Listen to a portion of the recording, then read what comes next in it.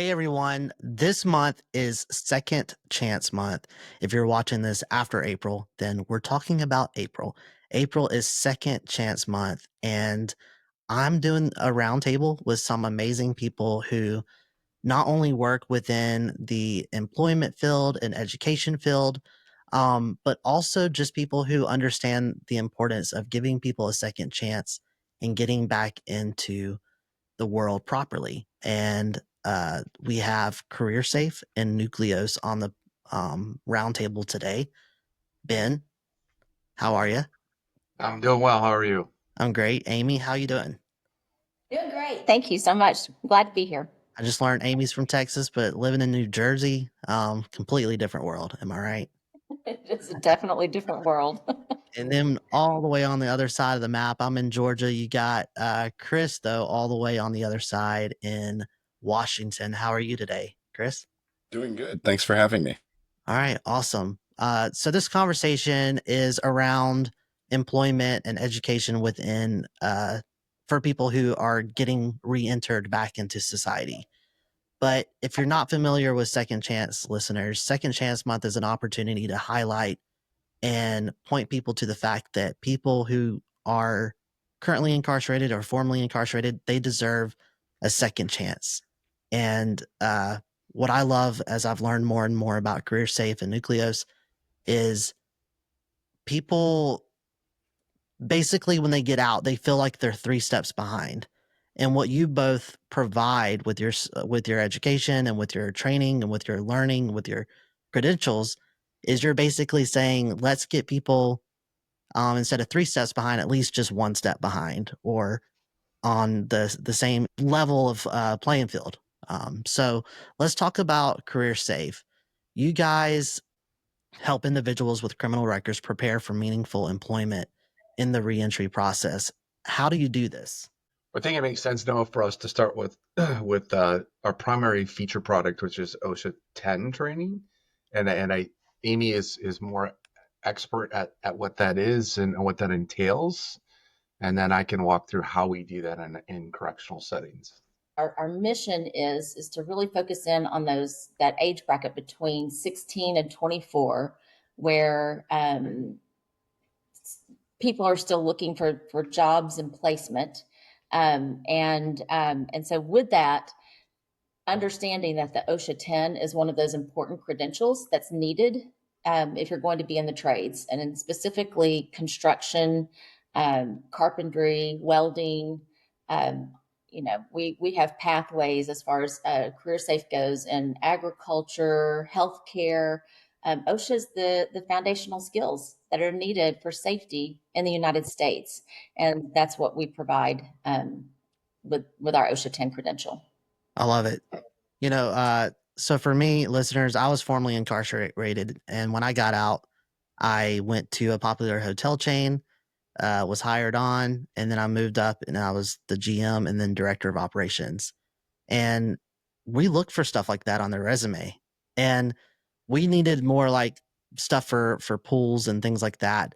But I remember if I saw something like OSHA credentials on their resume, I'm like, well, I know they can handle the workload. They'll learn what they need to do to pass the test. This is a great highlighted opportunity on their resume.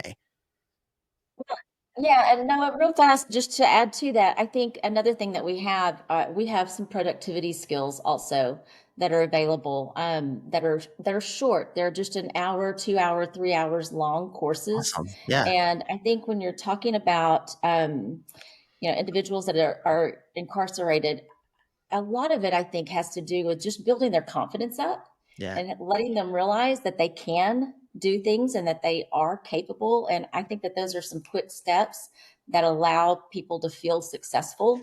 And I think that's a huge piece of it as well. That's great. That's awesome. Ben, we've learned from Amy some of the types of courses you guys have. What are some of the skills and credentials that um you're seeing as the most necessary from what CareerSafe offers? Yeah. So if you were to take a look at our library of courses in the productivity skills area, one of the things that I say to people who are correctional education leaders is these skills are not unique needs for people who are incarcerated. These are needs that I see all the time in all sorts of adults and kids, and I do tutoring for a local school and different things. So the skills and the courses in that productivity library include things like communication, written communication, teamwork, critical thinking, personal finance, all that kind of stuff. So Wow. those are the names of the courses. The skills inside of those are how can I leverage my skills, my knowledge, and build on that and demonstrate to a potential employer that I've learned this stuff, I can apply it to the workplace.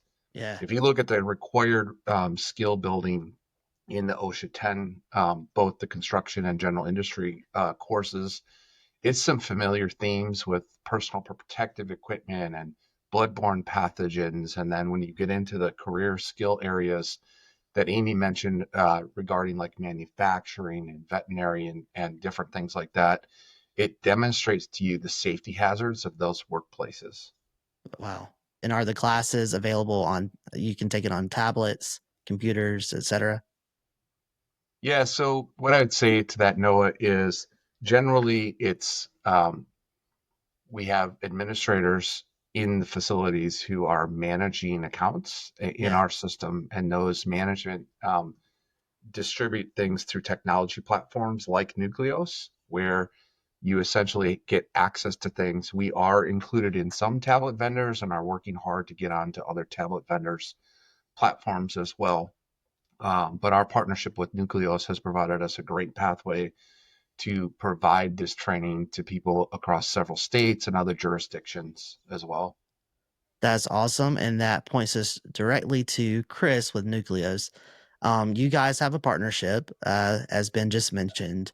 First, Chris, what is Nucleos? What do you guys do? And then how did the collaboration come about between you two? Right. So Nucleos is a software that we are able to lock down devices. So we're device agnostic. We're able to lock down devices to make things like, career safe or different types of online curriculum available on our devices and available to the inside while maintaining a high security. And so with that along the way, obviously CareerSafe is a very much needed platform, and it's a thing that's going to help people be more employable. And so with that, we've kind of bumped into each other after running into different departments of corrections and realized how pertinent this partnership was going to be. And so with that, we had a side conversation and realized this is going to be a much needed opportunity for us to bring this elsewhere into other DOCs where Nucleus is at. Wow. Wow, that's awesome. And he's even as you're talking, I'm thinking about how this roundtable is for people on the outside can watch it, but you're able to take this video and put it on the platform, and people inside jails and prisons that you work with are able to watch this as well. That, Absolutely. that's amazing to me because I think it shows hope for people. Something I tell people a lot of times in the reentry world is that life doesn't start when your sentence ends. Life is now. You can be productive now. You're setting things up so when you get out, or if you're already out, before probation runs out, you're setting things up so you can go ahead and get that job that you want. You don't have to wait for your second chance when your paper runs out. Your second chance is now. And Amy, I want to point it back to you. When you hear stuff like that, I see you shaking your head. Um, Yeah. if this were church, I'd get an amen from you. Am I right? Um, how important is it for you that CareerSafe offers these sorts of second chances for people? I think it's critical. I think there needs to be more companies that focus in on it. I mean, listen, we are as good as what we produce, right? And Yeah, so, as a former teacher, I was a secondary education teacher, and I saw it in students all the time. I mean, just because you make a mistake doesn't mean that you're a terrible person. You made a mistake, yeah, and so I think you have to separate behaviors from people and realize that once you separate those behaviors, they are people and they can be trained, and there's skilled workers, and there's people out there that want those skills, and those skills have to be taught, whether they're taught online or in person. But the online opportunity for us and what we do with CareerSafe gives that advantage, I think, to where anyone, anywhere, at any time can do something to improve themselves. I love it. I love Oh, it. So breaking down these barriers is super important to you, super important to Ben and the rest of your career safe team. I know it's important to Chris. We've talked a lot with Nucleos how important it is to not only provide strong content and strong education sort of programs on the Nucleos platform, but to make it free for the users. Chris, why is that something that you guys make it mandatory with your platform? Well, we make it mandatory on our platform because a few reasons. So usually from a incarcerated standpoint or from the justice impact standpoint, usually these individuals are a lower tier of reading level, so they're not able to have literacy up to a certain standard. So that's going to require additional effort and additional educational platforms in order to even get them prepared for something like an OSHA certification or credential. On top of that, at the end of the day, it's the individuals that are just as impacted, typically their family and their friends and their loved ones are typically just as impacted as well. And so with that, if we were to charge individuals, it's just an ongoing vicious cycle of tapping into money that doesn't exist for them or is very hard to come by. And typically we've already have a situation where the breadwinner is now incarcerated and they don't have the means to bring additional funding in to help pay for a tablet or a device. And so with our platform, we purposely and intend to make it completely for free for the actual justice impacted or the incarcerated individual. And so that way they're able to obtain their education, obtain these different credentials and certifications in order to reduce recidivism as a whole. Wow. Wow, that's powerful. And something I think I failed to mention as well there is for every dollar that you spend on the front end with someone that's justice impacted, that means they're inside and they're incarcerated. The facilities are going to save additional $4 on the back end just because they're not coming back, and therefore you're not having to reapprehend someone and bring them back into the facility. Wow. That's super powerful. That's super important. As I mentioned, I'm formerly incarcerated, and I remember like my mom, like Amy, she was a former teacher, and she would teach all day. She would come home and she would have to sew to make extra money on the side to put money on my books. Because what I always say is these tablet companies, they're not charging the incarcerated person because they're behind bars. They're charging their families. And whether or not someone, agrees with the idea that if you do the crime, you do the time, it's like, but we're making their families do that punishment as well with them. And we're also making them fit the bill. And Nucleos, you provide a platform now that does that. CareerSafe, you're on that platform. You're getting into these places. And what I love is that this collaboration is getting outside of just prison, and it's in panels like this. It's on roundtables like this. You all see the importance of this of breaking that barrier. There's key barriers people face when re-entering the workforce. How do your combined efforts help address these challenges? Like, give some details on that, Ben. well, can I start with a story, Noah? Go ahead. I had the privilege of serving as the education director for the Wisconsin Department of Corrections for 6 years prior to coming to CareerSafe. Wow. And I traditionally took a story with me to graduation ceremonies called Mike Mulligan and his steam shovel. It's a kind of a classic old story. It was actually written in 1939 about this guy who travels around the country with a steam shovel in the age of internal combustion engines. And basically, he is challenged to dig a community center's basement in one day. And the whole story is about racing around, and he finally finishes it. But what he fails to do is give himself a path to take the steam shovel back out of the hole that he dug. And so the storyline is basically at the end of that story, they decided that they're going to repurpose the engine of the steam shovel into the heating plant of the building.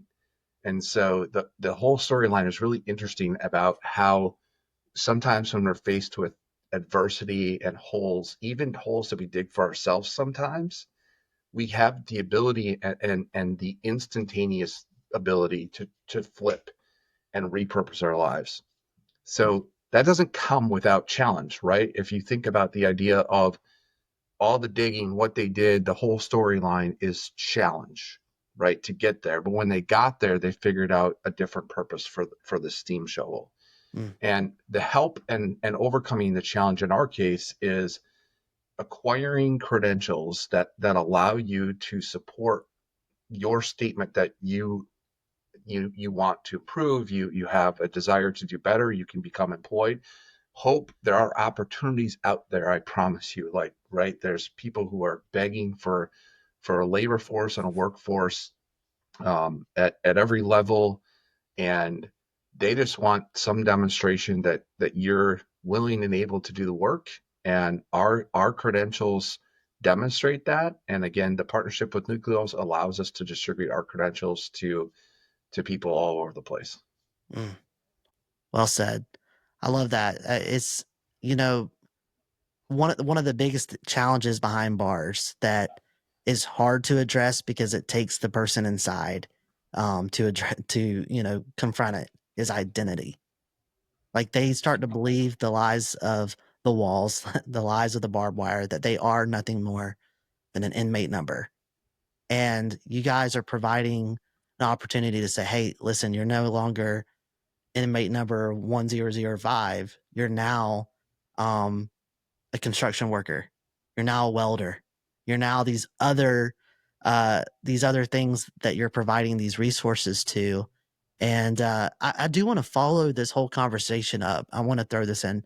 I'd love to do like a live event where people can ask questions and come on and talk and and really dig into not just what Career Safe and what Nucleos is, but ask your thoughts on a deeper level because I think it's necessary with all three of your backgrounds to be able to dig in a little deeper. Does that sound good with you? Oh, Yes. Absolutely. yeah, I think let's do that. Let's do that at the end of the month. Let's end Second Chance Month off right and let people know that second chances don't just end on April 30th. They extend well into the year. They keep going. And you're providing, speaking of extending, your credentials, they're not just something that are you take it, it expires in a month. Like, no, like second chance month expires in a month. No, your credentials last. And this is something that gives them lasting jobs, lasting careers. And speaking of that, Amy, I want to go to you. When you think of a job and when you think of a career, how do you separate the two? That's a good question. To me, a job is just something you do and could be temporary, may not be something that's permanent, but a career to me offers that sense of purpose. It's a steady income. It's something that can be valued. And to me, it's almost a win win because you have employers looking for people who are trying to get into the career, right? So Yeah, the employer is going to benefit because they're going to have someone who's highly motivated and wants to be successful. No one wants to fail. I mean, truly, no one wants to fail. So if you've got someone that's really wanting to be successful and put it out there, I think that a career would be the step that we would be looking for them more than just a job. A job's a placement, a career's a lifetime. I love it. And you make it safe for them. Note the name. Make it safe for them. You're making it better for society. You're making it better for the employer, the employees. I mean, to your point, it's not just a second chance at one point, it's a second chance forever. It's a lifetime. Mm. Wow, I'm going to clip that. That's good stuff right there. Thank you for sharing that. And so, Chris, the Nucleos platform, you guys offer, career safe. You guys offer things that point people to career. You guys also point people to education. You personally know how important it is to get education, use your time wisely. You took another program yourself, even that got you some different credentials along the way Right. to get you the job you have today. You want to share a little bit about that? Yeah, absolutely. I think I would like to kind of, reverse and kind of explain a little bit more here too, besides of just how easy it is to get a credential, etc. There's kind of two sides to this, right? On one hand, you have a justice impacted individual that's extremely hungry to work. You know, if they've done their time, they're eager to have a second chance. And more than anything, though, at the end of the day, I think, Noah, you can attest to this, is you're going to need hope. If you Yeah. don't have hope and you don't have that identity of belonging, you're not going to strive to want to try to fit in, right? So for, you know, formerly justice impacted and leaving the Marine Corps and ending up into back here in Washington State, trying to figure out, what do I do with myself? And time again, I was in jobs, multiple different jobs, not careers like Amy was explaining here. And so with those different jobs and also just being treated like a number, I couldn't see the end. I couldn't see that path of, you know, this is the career I want to do. And so that's why identity is such a powerful piece in this, right? And having that hope is so powerful. When someone earns one of these OSHA credentials, what I had actually earned as well, working for one of these companies over here that required it, they're actually completing something that's actually real and tangible, that's actually going to make you employable and not just an employee. It actually is going to make you employable to actually be able to go and get this job and making you ready to be employable. And so with all of those different things, you know, how do we offer more? What do we offer, and how do we offer those things that is tangible, like CareerSafe, right? And so that's what the Nucleos was purposely built for, is bringing those online credentials and online certification courses to the inside and making it so you can actually earn something tangible. And kind of like what you were talking about there, Noah, is, you know, I came out and thankfully I was able to get different jobs that could help sustain me for the time being, and then study those different certifications and credentials that can actually earn me in the direction to getting an actual career, right? Yeah. And so at Nucleos, we're here to provide secure and easy to use, and not just to deliver learning, though, to deliver hope and identity. And so those are some of the things that Nucleos as a whole that we're doing. So your own story, you understand that it's just it sets you a little bit higher than the next person. You know, these Oh, people, these absolutely. employers are looking through resumes. And I'm looking for a good looking resume. I'm gonna be honest. I'm looking for a good looking resume. And then I'm also looking for, yeah, like what do they have that makes them stand out separate from other people? And so you all three are doing this in this space, and you're as Chris you said, you're providing hope to those to say that your second chance is here. It's now, and here's an opportunity. Um, Ben, I was talking to you as we prepared for this, and you were excited to tell me a little bit about what CareerSafe had going forward when it comes to further enhancing the reentry process for those behind bars, but maybe also the ones who are out now listening to this going, all right, this is my sign to get on, go to CareerSafe and sign up. So what does that look like for you guys? I mean, the simplest way to do it is to go to a website and connect with our support team, who will connect you to the proper person to get the credentials. They're very affordable, doable. Our role, our really mission is to train people. It's not to sell stuff. It's to train people, and we want a safe workforce. And Amy articulated the kind of sweet spot of 16 to 24-year-olds, because that's typically people who are entering the workforce. But we're not stuck there. I've worked with in our education systems within Wisconsin Department of Corrections. We were working with 60-year-old people who were trying to figure out what they wanted to do after incarceration, and they were as excited as some of the 20-year-olds to do some of the training things. So wherever you're at in life, there we are. And it's our connections and how we want to build out our training platform is connected to how you desire to see your life in the future. Wow. Well, and no, if I can interject also, with what Ben's saying, I think what's great is you can use your laptop, you can use a phone, you can use anything. It's accessible in any way that you want to use it. You have 180 days to complete it. And kind of what Chris was even talking about, those that are maybe have maybe a problem reading, maybe they have dyslexia, maybe they suffer through and need some modifications. We have speaking avatars that will speak and will actually read the coursework to them. So, so it provides that, or you can turn it off. If it annoys you, you can turn that off and do it on your own. So there's lots of different opportunities, I think, that this course specifically offers so that people can be successful. To Ben's point, we're trying to train people. It's not about failures. It's really truly about the successes. I love it. Yeah, when Ben said it was 16 to 24 and you just beat me to it, I was thinking in my head, I'm like, oh, that's perfect because I'm a little older than that, but it's going to be on that reading level, and that's great. Like that helps me out knowing I'm not going to read a textbook about molecular structures. You know what I mean? Yeah, Gonna be something exactly. I can Well, and understand. safety, right? I mean, it's not super entertaining. It's, it's meant to learn the skill. But I think we've done everything we can to make it somewhat entertaining. There you go. That's Yeah, awesome. I would say no. It's engaging content, and Yes. the avatar. There are we've never marked the reading level in there, but the avatar reads to you. So the age and your reading level doesn't apply. I think the other really important part is people don't, time is your most valuable resource, right? So after release, what do you do with time? How do you decide which things to do and which things not to do? And the pitch is this, right? It's a 10-hour course and you have 6 months, as Amy articulated, to finish it.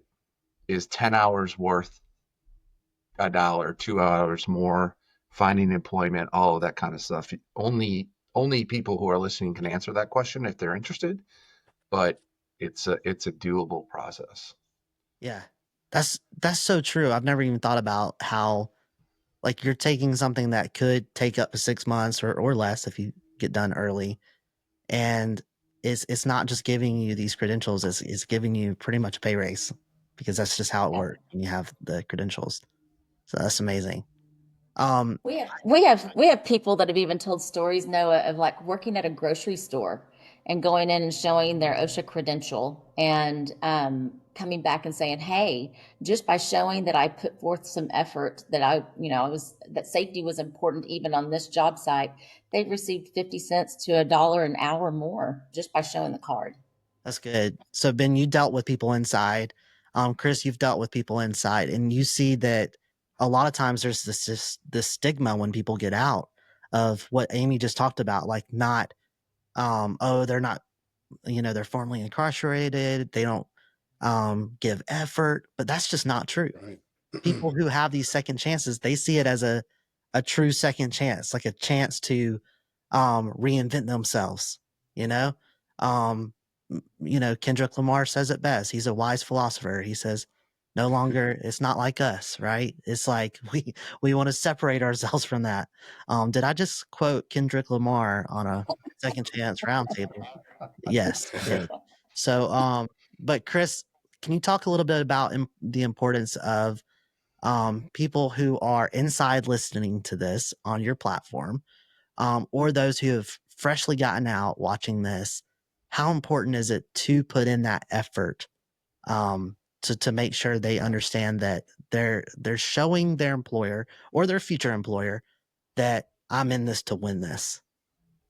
Oh, absolutely. So I guess I can give a little bit of a, I guess, parable or personal story even. So as you know, Noah, I do competitive archery and I'm constantly outside, rain, snow, sleet, sunshine, and I'm out there with my bow shooting 100 arrows every single day. And my son, my young 11-year-old son, he loves doing archery with dad. And so we go out to the archery ranges and, 55 targets later, it's going one target after another, and every target is a new target, new different dynamic, and new setup. So Mm, every single situation is going to be always different and situational. And so we're out there at one time, and my young son, he's out there with me next to me. I shoot my shot, and he goes in and takes the shot right after I do, and it completely misses the target. And so extremely upsetting for him. And I look to him and say, "Hey, look, let's go ahead and leave this one here. We're going to move on to the next target." We get to that next target, and he's sitting there, he's huffing and puffing, he's upset.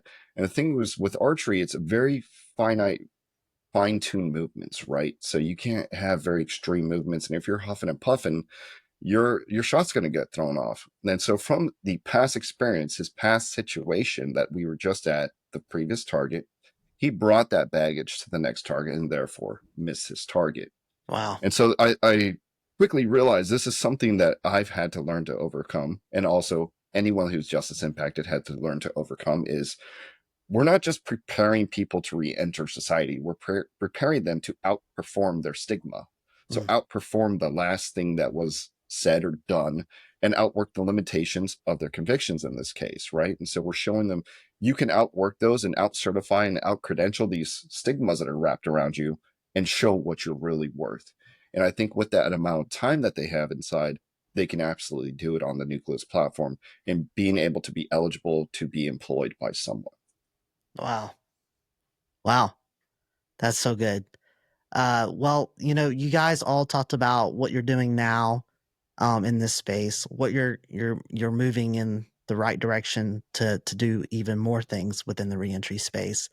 Again, I think it would be great to have this conversation in a live format at the end of the month, April 30th. Let's do it. We'll send out some invites and let people be a part of this conversation so we can kind of they can ask questions that we've not even thought to cover today and get some more feedback on um for our listeners on how to move the needle forward and, like you just said, Chris, beat the stigma around this. Absolutely.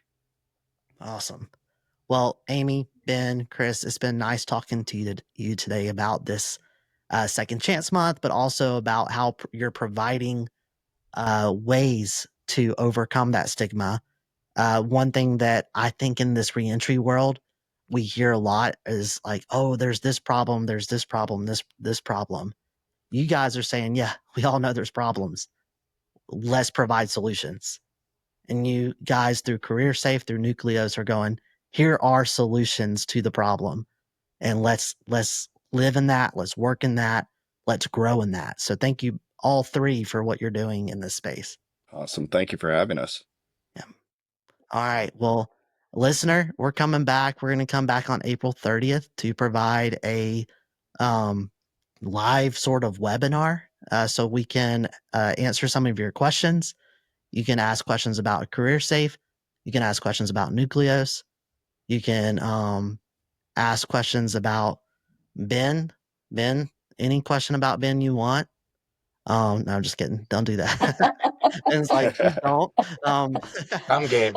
Your game. All right, cool. So we'll do that on April 30th, and we'll have this conversation again that not only talks about how to further people within the reentry world, but also what you are doing to further your reentry plans for your companies.